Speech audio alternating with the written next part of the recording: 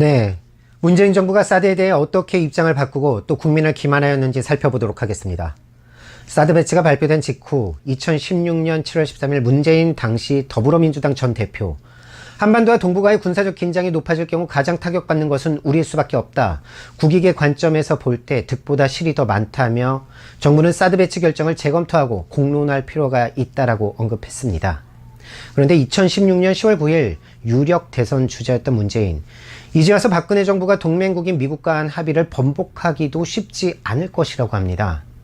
촛불항쟁이 한창이던 2016년 11월 26일 개성공단 폐쇄와 사드 배치 배후에 최순실이 있었다는 언급을 합니다. 2017년 1월에는요.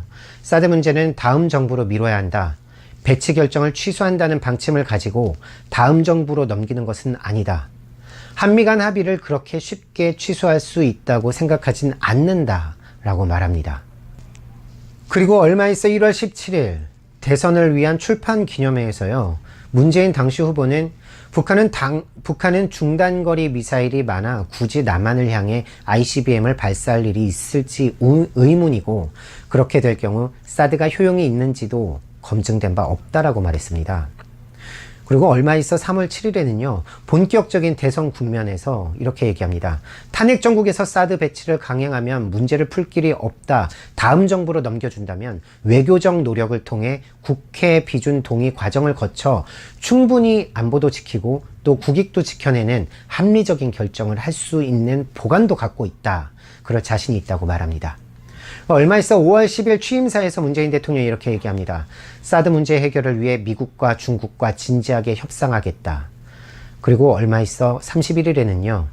미국 민주당 빅더미 원내 총무와의 면담에서 사드는 북핵 위협에 대비하기 위해서 한국과 미국이 공동으로 결정한 것이고, 저는 이것이 전임 정부의 결정이지만 정권이 교체됐다고 해서 결코 가볍게 여기지 않는다. 다만 절차적 정당성을 위해 환경 영향 평가가 이루어져야 한다고 말했습니다. 2017년 7월 29일 북한의 ICBM 발사 직후 본인이 지난 1월에 북한의 ICBM과 사드는 관련이 없다고 했었는데, 그럼에도 불구하고 사드 잔여 발사대 4기를 배치합니다. 9월 8일 마침내 사드 발사대 4기가 주민들의 반대를 무릅쓰고 배치되었습니다. 박근혜가 시작한 사드, 문재인 대통령이 완성한 것입니다.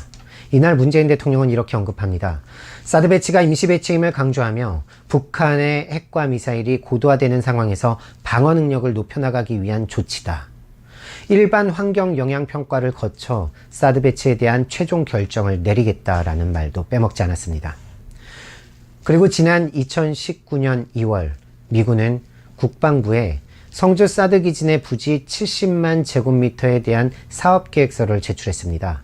일반 환경 영향 평가 절차를 진행하기 위한 순서였습니다. 문재인 정부는 이렇게 사드 배치를 기정사실화하고 있습니다.